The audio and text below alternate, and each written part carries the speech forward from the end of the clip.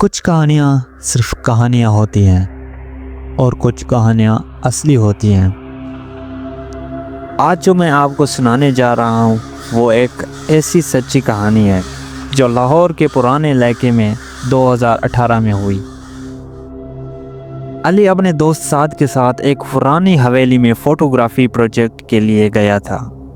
وہ جگہ 80 سال پرانی تھی اور کافی عرصے سے خالی پڑی تھی۔ رات کے 11 بجے وہ دونوں وہاں پہنچے۔ اندھیرا اتنا گہرا تھا کہ ٹارچ لائٹ کے بغیر کچھ نظر ہی نہیں آ رہا تھا۔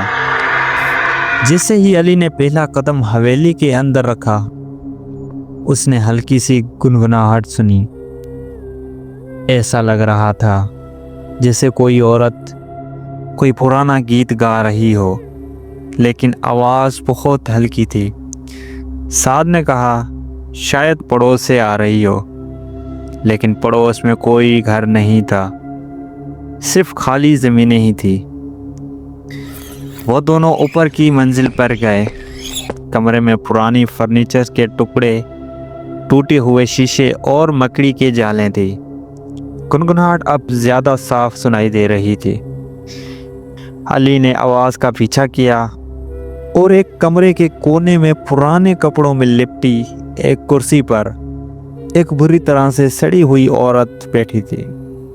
اس کا چہرہ آدھا جلا ہوا تھا اور آنکھیں سیدھا علی کی طرف تھی۔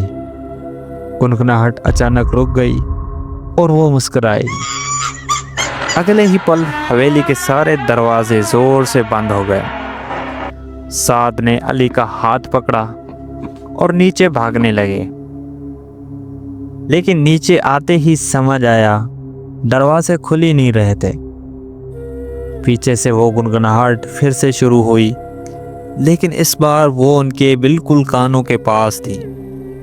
اچانک دونوں بے ہوش ہو کر زمین پر گر گئے۔ صبح جب وہ ہوش میں آئے تو اپنے آپ کو حویلی کے باہر پایا، لیکن سب سے ڈراؤنی بات یہ تھی کہ علی کے کمرے میں صرف ایک تصویر تھی اس سڑی ہوئی عورت کی، اور اس تصویر کے نیچے لکھا تھا، اگلے مہمان کا انتظار ہے۔